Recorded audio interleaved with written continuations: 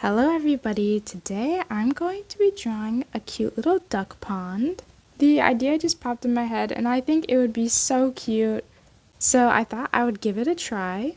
So I've got my iPad here, make sure to hit that subscribe button and let's just get right into the video.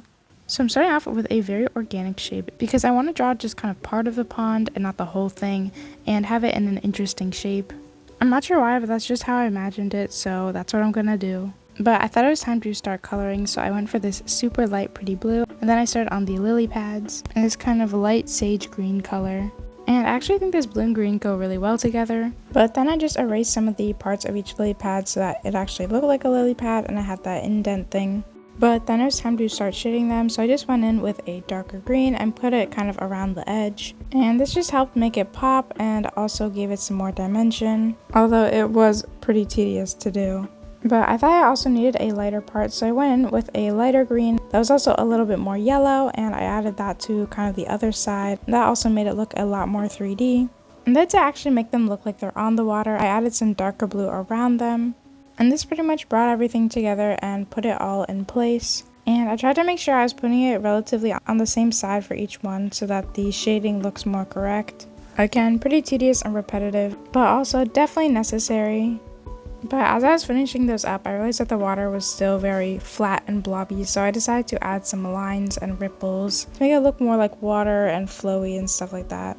And I also added some little spots around the edge to make it even more obvious that it was water.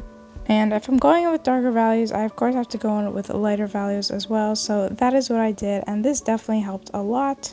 And in case you forgot, this is a duck pond, but I don't see any ducks, so let's work on that. I started off by adding their shadow in the water so that they looked like they were actually in it, and then I started coloring each one.